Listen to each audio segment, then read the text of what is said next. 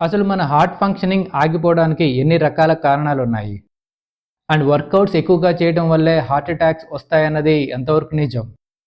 And Covid వ్యాక్సిన్‌కి and heart అటాక్స్‌కి ఏదైనా సంబంధం ఉందని మీరు అనుకుంటున్నారా? అసలు మనం ఎటువంటి జాగ్రత్తలు తీసుకుంటే ఇలాంటి హార్ట్ డిసీజెస్ నుంచి తప్పించుకోవచ్చు? ఇలాంటి విషయాలన్నీ తెలుసుకోవాలంటే ఈ వీడియో ఎక్కడ స్కిప్ అవ్వకుండా చూడండి.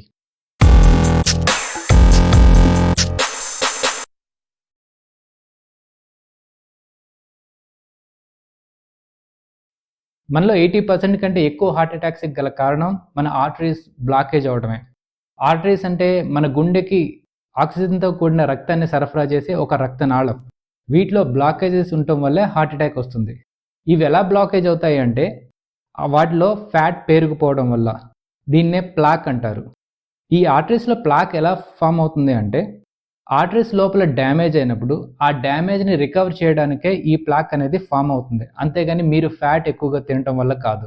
అసలు మీ ఆర్టరీస్ లోపల డ్యామేజ్ ఎందువల్ల అవుతుంది అంటే మీకు హై కొలెస్ట్రాల్ ఉండటం వల్ల, అంటే హై ఎల్‌డిఎల్, హై ట్రైగ్లిసరైడ్స్ ఉండటం వల్ల, అండ్ హై బీపీ ఉండటం వల్ల, డయాబెటిస్ వల్ల, స్ట్రెస్ వల్ల, యాంగ్జైటీ వల్ల, సెడెంటరీ లైఫ్ స్టైల్ వల్ల, స్మోకింగ్ వల్ల, లేదా మీ ఆర్టరీస్‌లో ఇన్‌ఫ్లమేషన్ వల్ల, లేదా మీ ఫ్యామిలీ హిస్టరీలో ఎవరికైనా హార్ట్ డిసీజెస్ ఉన్నా కానీ మీ ఆర్టరీస్‌లో ప్లాక్స్ ఫామ్ అయ్యే అవకాశం ఉంది.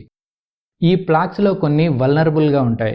అంటే ఏంటంటే ఈ ప్లాక్స్ పైనుండే ఒక థిన్ లేయర్ బర్స్ట్ అయ్యే ఛాన్స్ ఉంది. ఎప్పుడైతే అది బర్స్ట్ అవుతుందో బ్లడ్ క్లాట్ అయ్యి హార్ట్ అటాక్ వచ్చే ప్రమాదం ఉంది. ఆర్టరీస్ బ్లాకేజెస్ గురించి తెలుసుకునేటప్పుడు ఆర్టరీస్ కాల్సిఫికేషన్ గురించి కూడా తెలుసుకోవాలి. జనరల్‌గా మనం తిన్న ఫుడ్‌లో ఉన్న కాల్షియం మన బోన్స్ అబ్జర్బ్ చేసుకుంటాయి. బట్ ఏజ్ పెరిగే కొద్దీ ఆ బోన్స్ అనేవి కాల్షియం అబ్జర్బ్ చేసుకునే కేపబిలిటీ అనేది కొంచెం కొంచెం తగ్గుతూ ఉంటుంది. అండ్ మోర్ ఓవర్ డీకాల్సిఫికేషన్ కూడా జరుగుతుంది. అంటే మన బోన్స్ నుంచి కాల్షియం అనేది రిలీజ్ అవుతూ ఉంటుంది.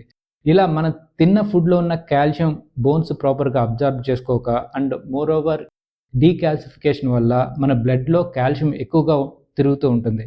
అప్పుడు ఆ కాల్షియం అనేది మన బాడీలో ఉన్న ఏ ఆర్గాన్స్‌కైనా ఆ కాల్షియం ఫామ్ అయ్యే అవకాశం ఉంది.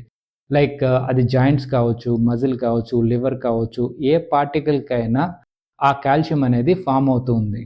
అలాగే మన ఆర్టరీస్‌లో కూడా ఈ కాల్షియం ఫామ్ అయ్యే అవకాశం ఉంది. బట్ మన ఆర్టరీస్‌లో ఫ్యాట్ డిపాజిట్స్ లేకుండా, కొలెస్ట్రాల్ డిపాజిట్స్ లేకుండా ఉంటే మనకు కాల్సిఫికేషన్ అనేది చాలా తక్కువగా జరుగుతుంది. బట్ ఎప్పుడైతే మన బాడీలో ఫ్యాట్ డిపాజిట్స్ అంటే ప్లాక్స్ ఉంటాయో ఈ కాల్సిఫికేషన్ అనేది ఎక్కువగా ఉంటుంది. సో దీనివల్ల కూడా మన ఆర్టరీస్ బ్లాకేజెస్ అనేది కొంచెం కొంచెం పెరుగుతూ ఉంటుంది. యాక్చువల్‌గా మన ఆర్టరీస్ 70% బ్లాకేజెస్ అయ్యే వరకు మనకు తెలియకపోవచ్చు. ఒకటి weight training and K2 vitamin supplementation ద్వారా ఈ కాల్సిఫికేషన్‌ని కొంతవరకు తగ్గించొచ్చు. ఎప్పుడైతే మనం వెయిట్ ట్రైనింగ్ చేసి K2 సప్లిమెంటేషన్ తీసుకుంటామో మనం తిన్న ఫుడ్‌లో ఉన్న కాల్షియం అది బోన్స్‌లో అబ్జార్బ్ అయ్యేటట్టు ఇది సపోర్ట్ చేస్తుంది. రెండవది aerobic exercises like swimming, jogging, cycling లాంటివి. ఇలాంటివి చేయటం వల్ల మన ఆర్టరీస్‌లో ఉన్న బ్లడ్ స్మూత్‌గా ఫ్లో అవుతుంది. అది ఎలాగంటే మన ఆర్టరీస్ లోపల ఎండోథీలియం అనే ఒక థిన్ లేయర్ ఉంటుంది. మనం ఎప్పుడైతే ఏరోబిక్ ఎక్సర్సైజ్ చేసినప్పుడు ఆ థిన్ లేయర్ నైట్రిక్ ఆక్సైడ్‌ని బెటర్‌గా ప్రొడ్యూస్ చేస్తుంది. సో వన్స్ అది బెటర్‌గా నైట్రిక్ ఆక్సైడ్‌ని ప్రొడ్యూస్ చేసినప్పుడు ఒక స్మూత్ లేయర్ అనేది ఒకటి ఫామ్ అవుతుంది. అందుకని మన బ్లడ్ అనేది చాలా స్మూత్‌గా ఫ్లో అవ్వడానికి అది హెల్ప్ చేస్తుంది. కాబట్టి ఏరోబిక్ ఎక్సర్సైజ్ చేయటం వల్ల మన బ్లడ్ ఫ్లో అనేది కొంచెం స్మూత్‌గా ఫ్లో అయ్యే అవకాశం ఉంది. మూడవది మీరు గుడ్ కొలెస్ట్రాల్‌ని పెంచుకోవాలి అండ్ బ్యాడ్ కొలెస్ట్రాల్‌ని తగ్గించుకోవాలి. దీనికోసం మీరు ఎక్స్ట్రా వర్జిన్ ఆయిల్‌ని లేదా కోల్డ్ ప్రెస్డ్ ఆయిల్స్‌ని మాత్రమే వాడాలి. అండ్ మీరు రిఫైన్డ్ ఆయిల్‌ని కంప్లీట్‌గా కట్ చేయాలి. ఆల్రెడీ నేను రిఫైన్డ్ ఆయిల్స్ గురించి, కోల్డ్ ప్రెస్డ్ ఆయిల్స్ గురించి ఒక వీడియో చేశాను. ఆ వీడియో లింక్‌ని ఇక్కడ ఐ కార్డ్‌లో ఉంచుతాను. ఇంట్రెస్టెడ్ ఉన్న వాళ్ళు please go and watch. Cigarette smoking, alcohol drinking లాంటివి బ్యాడ్ హ్యాబిట్స్‌ని కంప్లీట్‌గా కట్ చేయాలి.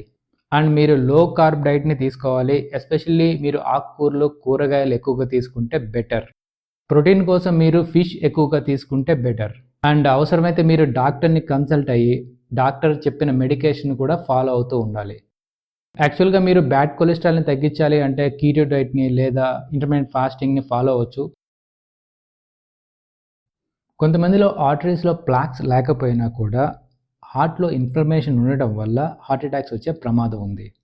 యాక్చువల్గా హార్ట్కి ఇన్ఫెక్షన్ అయినా లేదా ఇంజ్యూర్ అయినా మన వైట్ బ్లడ్ సెల్స్ అక్కడ ఇంజ్యూర్ అయిన చోట లేదా ఇన్ఫెక్షన్ అయిన చోట కొన్ని కెమికల్స్ని ప్రొడ్యూస్ చేస్తాయి. దీనివల్ల ఏంటంటే అక్కడ కొంచెం స్వెల్లింగ్ కానీ లేదా కొంచెం పెయిన్ కానీ వస్తాయి. ఇన్ఫ్యాక్ట్ మన వైట్ బ్లడ్ సెల్స్ మన బాడీలో ఎక్కడైనా డ్యామేజ్ జరిగినప్పుడు దాన్ని ప్రొటెక్ట్ చేయడానికి ట్రై చేస్తాయి. దీన్నే ఇన్ఫ్లమేషన్ అంటారు.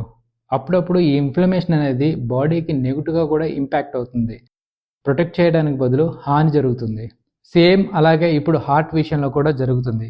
అది ప్రొటెక్ట్ చేయడానికి బదులు గుండెకి హాని జరుగుతుంది. దీనివల్ల హార్ట్ అటాక్ వచ్చే ప్రమాదం ఉంది. యాక్చువల్గా హార్ట్లో వచ్చిన ఇన్ఫ్లమేషన్ ఏరియాని బట్టి 3 రకాలుగా ఉంటాయి. ఒకటి ఏంటంటే myocarditis, pericarditis and endocarditis. Myocarditis ఇది హార్ట్ లోపల మజిల్ని ఎఫెక్ట్ చేస్తుంది. దీనివల్ల బ్లడ్ పంపింగ్ డిఫికల్ట్ అవుతుంది. పెరికార్డిటిస్ యాక్చువల్గా హార్ట్ని ప్రొటెక్ట్ చేసే అవుటర్ లేయర్ని ఎఫెక్ట్ చేస్తుంది. అండ్ ఎండోకార్డిటిస్ ఇది హార్ట్ ఛాంబర్స్లో ఉన్న ఇన్నర్ లైనింగ్ని ఎఫెక్ట్ చేస్తుంది. అసలు ఇన్ఫ్లమేషన్ ఎందుకు వస్తుంది అంటే బ్యాక్టీరియాస్ వల్ల కానీ వైరస్ వల్ల కానీ వాటి వల్ల వచ్చి ఇన్ఫెక్షన్స్ వల్ల రావచ్చు. అండ్ ఆల్రెడీ మీకు autoimmune diseases like rheumatoid, arthritis ఇలాంటివి ఉన్నా కూడా ఇన్ఫ్లమేషన్ వచ్చే ఛాన్సెస్ ఉంది. అండ్ టాక్సిక్ ఎన్వైరన్మెంట్ వల్ల కూడా రావచ్చు. అండ్ కొంతమంది యంగ్ అడల్ట్స్లో కోవిడ్ వ్యాక్సిన్ తర్వాత వాళ్ళలో మయోకార్డిటిస్, పెరికార్డిటిస్ లాంటి డిసీజెస్ వచ్చినట్టు కొన్ని ఆర్టికల్స్ చెప్తున్నాయి. కావాలంటే ఈ వెబ్సైట్ లింక్ నేను డిస్క్రిప్షన్లో ఉంచుతాను. కావాలంటే మీరు చెక్ చేసుకోండి. అసలు ఇన్ఫ్లమేషన్ అంటే ఏంటి, ఇన్ఫ్లమేషన్ ఎలా గుర్తించాలి, ఇన్ఫ్లమేషన్ రాకుండా ఎటువంటి జాగ్రత్తలు తీసుకోవాలి, ఇలాంటి విషయాలన్నీ నేను సపరేట్గా ఒక వీడియోలో డిస్కస్ చేస్తాను. యాక్చువల్గా మోడరేట్ వర్కౌట్ అనేది చాలా చాలా మంచిది. బట్ ఎవరైతే వెరీ ఎక్స్ట్రీమ్ వర్కౌట్ చేస్తారో, very extreme high intensive workout చేస్తారో వాళ్ళు కొన్ని విషయాలు తెలుసుకోవాలి. అవి ఇప్పుడు ఏంటో తెలుసుకుందాం. ఇప్పుడు నేను చూపించే వెబ్సైట్ అమెరికన్ గవర్నమెంట్కి సంబంధించిన ఒక అఫీషియల్ వెబ్సైట్.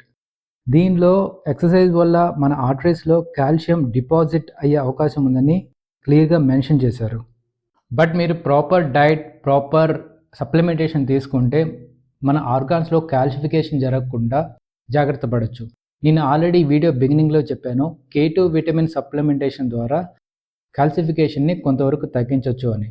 బట్ ఈ K2తో పాటు D3 విటమిన్ కూడా తీసుకుంటే ఈ కాల్సిఫికేషన్ అనేది జరగకుండా బోన్స్లోనే ఎక్కువ అబ్జర్వ్ అయ్యేటట్టు బాగా హెల్ప్ చేస్తుంది. మీ ఫ్యామిలీ హిస్టరీలో ఎవరికైనా హార్ట్ డిసీజెస్ కానీ హార్ట్ అటాక్స్ కానీ వచ్చి ఉంటే మీకు కూడా హార్ట్ డిసీజెస్ వచ్చే అవకాశం ఉంది. కాబట్టి మీరు ఫ్రీక్వెంట్గా హార్ట్ చెకప్ అనేది చేసుకుంటూ ఉండాలి. ఎస్పెషల్లీ మీరు హై ఇంటెన్సివ్ వర్కౌట్ చేస్తూ ఉంటే మీరు ఇంకా కేర్గా జాగ్రత్త తీసుకోవాలి. ఆల్రెడీ మీ ఆర్టరీస్లో ప్లాక్స్ ఉండి అండ్ మీరు హై ఇంటెన్సివ్ వర్కౌట్ చేసినప్పుడు మీరు ప్రాపర్ బ్రీత్ టెక్నిక్ యూజ్ చేయకపోతే ఆ ప్లాక్ అనేది రప్చర్ అయ్యే అవకాశం ఉంది. ఎప్పుడైతే అది రప్చర్ అవుతుందో బ్లడ్ క్లాట్ అయ్యి హార్ట్ అటాక్ వచ్చే ప్రమాదం ఉంది. కాబట్టి మీరు బ్రీత్ టెక్నిక్ని ప్రాపర్గా ఫాలో అవ్వాలి. ఒకవేళ మీకు high BP, high cholesterol, diabetes లాంటివి ఉంటే మీకు ఎక్కువగా హార్ట్ డిసీజెస్ వచ్చే అవకాశం ఉంది. కాబట్టి మీరు హై ఇంటెన్సివ్ వర్కౌట్ చేయాలంటే ఒక ట్రైనర్ పర్యవేక్షణలో అండ్ డాక్టర్ సలహా మేరకు మాత్రమే మీరు వర్కౌట్స్ చేయాలి. మీకు స్మోకింగ్ అలవాటు ఉంటే మీ లంగ్స్తో పాటు మీ ఆర్టరీస్ కూడా డ్యామేజ్ అయ్యే అవకాశం ఉంది. కాబట్టి మీరు జిమ్కి వెళ్ళి హై ఇంటెన్సివ్ వర్కౌట్ చేస్తే మీ హార్ట్కి ఇంకా ఎక్కువ డ్యామేజ్ జరుగుతుంది. కాబట్టి క్విట్ స్మోకింగ్. యాక్చువల్గా కార్డియో ఎక్సర్సైజెస్ వల్ల మన కార్డియోవాస్కులర్ సిస్టమ్ అనేది బాగా ఇంప్రూవ్ అవుతుంది. మీ బ్లడ్ వెజల్స్ బాగా పనిచేస్తాయి అండ్ బ్లడ్ ఫ్లో అనేది బెటర్గా ఉంటుంది.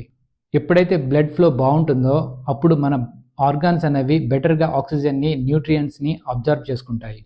కాబట్టి కార్డియో తప్పకుండా చేయండి. మీకు ఏదైనా హెల్త్ కాంప్లికేషన్స్ ఉంటే మీ డాక్టర్ సలహా మేరకు మాత్రమే కార్డియో అనేది చేయండి. యాక్చువల్గా మీరు జిమ్ స్టార్ట్ చేసే ముందు బ్లడ్ టెస్ట్ చేయించుకోవడం అనేది చాలా చాలా మంచిది. లైక్ కొలెస్ట్రాల్ లెవెల్ ఏంటి అండ్ షుగర్ లెవెల్స్ ఏంటి అండ్ హోమోసిస్టిన్ లెవెల్స్ ఏంటి, ఇలాంటి టెస్ట్ చేయించుకోవడం వల్ల చాలా చాలా మంచిది. ఒకవేళ మీరు ఎటువంటి టెస్ట్ చేయించుకోవాలి అని ఇన్ డీటెయిల్ ఇన్ఫర్మేషన్ కావాలి అనుకుంటే కింద కామెంట్ సెక్షన్లో మెన్షన్ చేయండి. ఇలా ఎక్కువ మంది మెన్షన్ చేస్తే నేను సపరేట్గా ఒక వీడియో చేస్తాను. ఒకవేళ మీరు జిమ్కి వెళ్ళి వర్కౌట్ చేయాలి అనుకుంటే ప్రాపర్ డైట్ ఉండాలి. అవసరమైతే ప్రాపర్ విటమిన్ సప్లిమెంట్స్ తీసుకోవాలి, డైట్ సప్లిమెంట్స్ తీసుకోవాలి అండ్ ప్రాపర్ రెస్ట్ ఉండాలి. అంటే మినిమం 6 to 8 అవర్స్ రెస్ట్ అనేది ఉండాలి. హార్ట్ అటాక్ అంటే మన ఆర్టరీస్లో ఉన్న బ్లాకేజెస్ వల్ల బ్లడ్ ఫ్లో ఆగిపోయి హార్ట్ ఆగిపోవడాన్ని హార్ట్ అటాక్ అంటారు. కార్డియాక్ అరెస్ట్ అంటే బ్లడ్ ఫ్లో ఆగిపోవడం వల్ల కాకుండా హార్ట్ తనంతట తాను ఆగిపోవడాన్ని కార్డియాక్ అరెస్ట్ అంటారు. ఇది చాలా ఇంపార్టెంట్ థింగ్. మీరు ఏ జిమ్లో జాయిన్ అయినా ముఖ్యంగా 2 విషయాలు మాత్రం చెక్ చేసుకోవాలి. ఒకటి ఏంటంటే మీ జిమ్ ట్రైనర్కి ఖచ్చితంగా సిపిఆర్ తెలిసి ఉండాలి. ఎవరైనా జిమ్లో ఫెయింట్ అయి పడిపోతే వాళ్ళ హార్ట్ బీట్ కనుక ఒకవేళ ఆగిపోతే సిపిఆర్ చేయటం ద్వారా వాళ్ళని బ్రతికించే అవకాశం ఉంటుంది. కాబట్టి సిపిఆర్ ఖచ్చితంగా తెలిసి ఉండాలి. రెండవది డీఫిబ్రిలేటర్. మీరు జనరల్గా మూవీస్లో చూసే ఉంటారు. ఎవరైనా హార్ట్ బీట్ ఆగిపోతే వాళ్ళకి షాక్ ట్రీట్మెంట్ ఇవ్వడం ద్వారా మళ్ళీ వాళ్ళ హార్ట్ బీట్ అనేది స్టార్ట్ అవుతుంది. బట్ ఇది జిమ్లో ఉండేది చాలా పోర్టబుల్గా ఉంటుంది. దీన్నే ఆటోమేటెడ్ ఎక్స్టర్నల్ డీఫిబ్రిలేటర్ అంటారు, ఏఈడి. ఒకవేళ మీరు సిపిఆర్ చేసినా కూడా హార్ట్ బీట్ మళ్ళీ స్టార్ట్ అవ్వకపోతే ఏఈడి యూజ్ చేయడం ద్వారా వాళ్ళని కొంతవరకు సేవ్ చేసే ప్రయత్నం చేయొచ్చు. బట్ ఇండియాలో ఏఈడి ఫెసిలిటీ ఏ జిమ్స్లో ఉన్నాయో నాకు ఐడియా లేదు. ఒకవేళ మీకు తెలిస్తే కింద కామెంట్ సెక్షన్లో మెన్షన్ చేయండి. కొంతమంది సడన్ షాక్ గురవటం వల్ల ఇర్రెగ్యులర్ హార్ట్ రిథమ్స్ వల్ల ఫెయింట్ అయ్యి కార్డియాక్ అరెస్ట్ వచ్చే అవకాశం ఉంది. దీన్నే లాంగ్ క్యూటీ సిండ్రోమ్ అంటారు. జనరల్గా ఈ లాంగ్ క్యూటీ సిండ్రోమ్ అనేది 3 టైప్స్లో ఉంటాయి. టైప్ 1 ఫినామినా ఏంటంటే జనరల్గా ఇది వర్కౌట్ చేస్తున్నప్పుడు ట్రిగ్గర్ అయ్యే అవకాశం ఉంది. రెండో ఫినామినా ఏంటంటే కొన్ని ఎమోషనల్ స్ట్రెస్ వల్ల లేదా హార్ఫిక్ సౌండ్స్ వల్ల ఇది ట్రిగ్గర్ అయ్యే అవకాశం ఉంది. మూడో ఫినామినా ఏంటంటే కొంతమందికి ఇది నిద్రలోనే వస్తుంది. యాక్చువల్గా ఈ లాంగ్ క్యూటీ సిండ్రోమ్ అనేది యంగ్ పీపుల్లోనే ఎక్కువ వస్తుంది. ఏజ్ పెరిగే కొద్దీ ఈ లాంగ్ క్యూటీ సిండ్రోమ్ ఎఫెక్ట్ అనేది కొంచెంగా తగ్గుతూ ఉంటుంది. యాక్చువల్గా ఇది జెనెటికల్గా ఏదైనా అబ్నార్మాలిటీ ఉన్నప్పుడు ఈ లాంగ్ క్యూటీ సిండ్రోమ్ అనేది వచ్చే అవకాశం ఉంది. That's it guys. I hope ఈ వీడియో మీకు నచ్చి ఉంటుంది అనుకుంటున్నాను. ఈ వీడియో కనుక నచ్చితే లైక్ చేయండి, షేర్ చేయండి అండ్ సబ్స్క్రైబ్ చేయడం మాత్రం మర్చిపోకండి. Thanks for watching. బాయ్.